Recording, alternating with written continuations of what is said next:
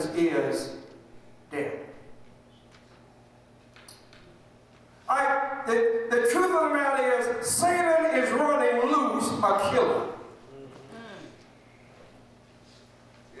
God has not burned him yet. But my problem is, why do we hang around with a killer? Why do we associate with a killer?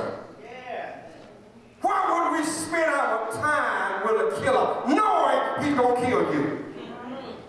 Knowing he's going to steal from you, and knowing that he's going to destroy you, and yet you continue to have relationships with a killer.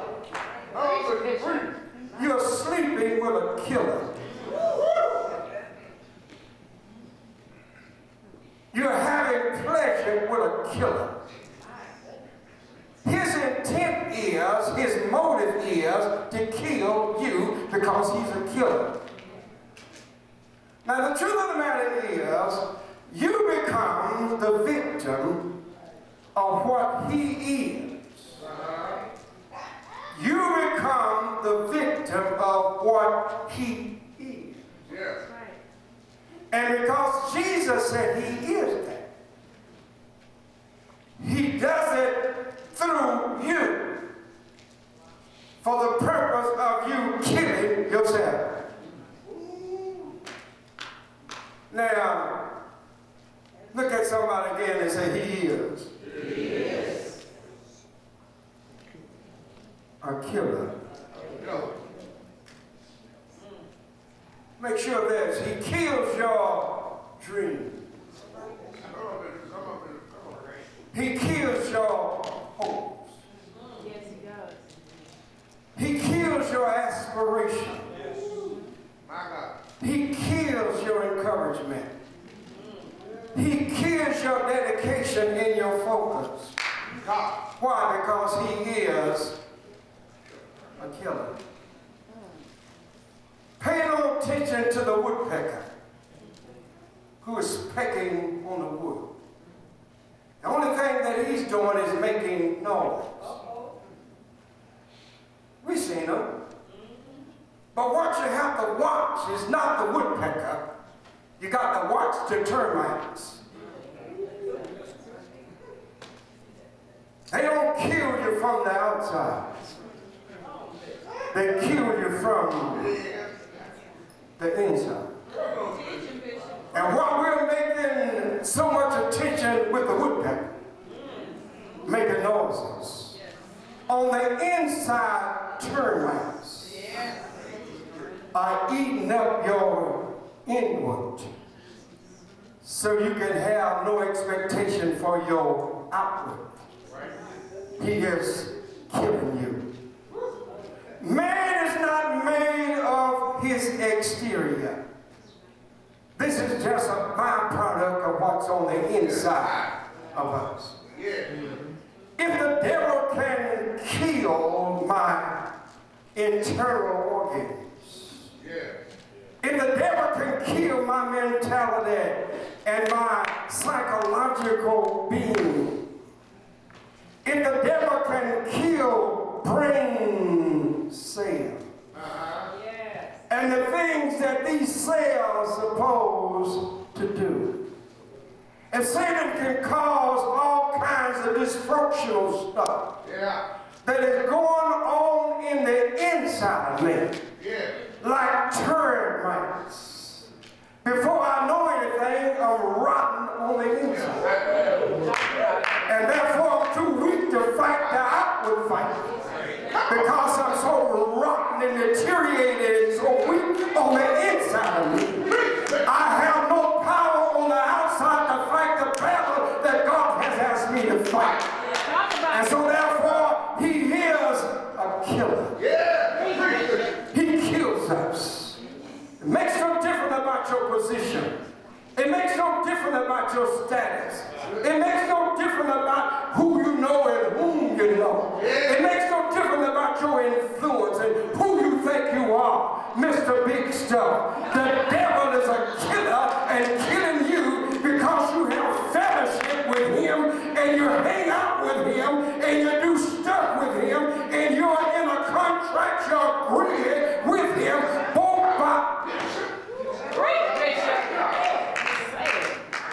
Look at somebody say he's a killer. He's a killer.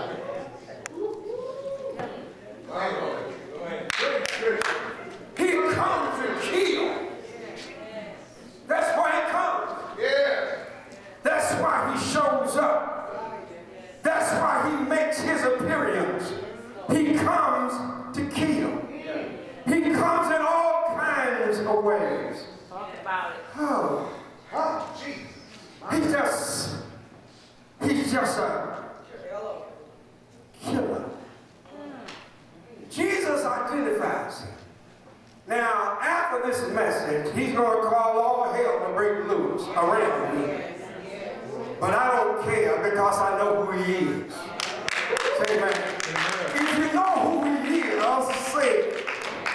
say amen. You got to identify him as a killer.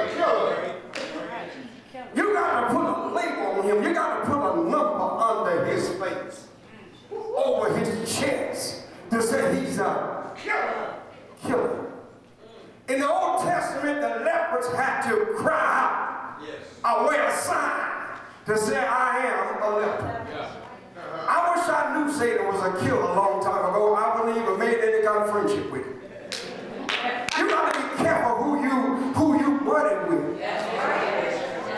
You got to be careful who you sleep with. You got to be careful who you date. Because they may have something internally in them that does not appear on the outside. And once you partake and you become a part of what he is, a part of what he is get into you, and before you know anything, you got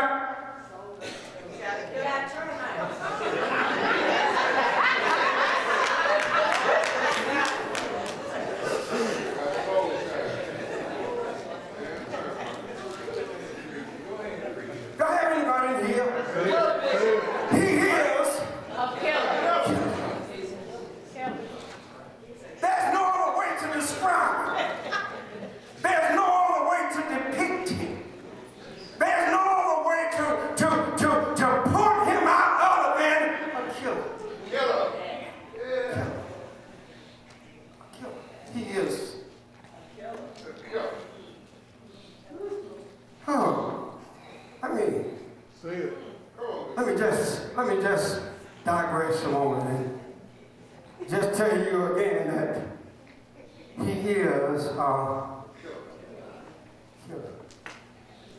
He knows our insecurities. Yes, he knows our weaknesses. He knows what we like most.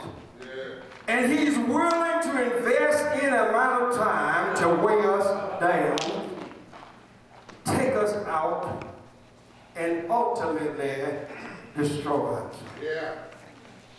Now, if you're going to set a trap to trap an animal, I believe there may be many things that you have to do, but I do know two things you need to do. You need to hide the trap.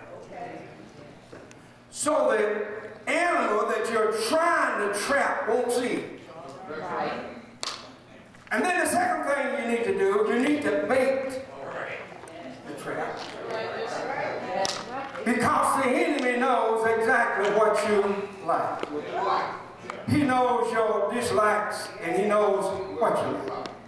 Let me come to another point. Rat and mice.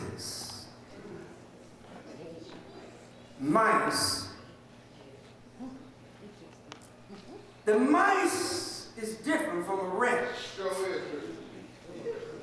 But if he stay a mice, he's going to turn into a rat. Eventually, he's going to be a rat. The only difference when you are a mice, if you can get your head into a hole or crack across, you can get your whole body into it. Because mice don't have bones. They have muscles.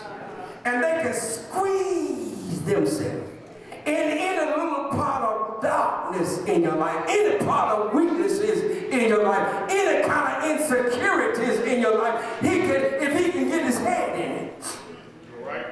If he can just get his head in it, he can squeeze and muscles his way into the whole thing.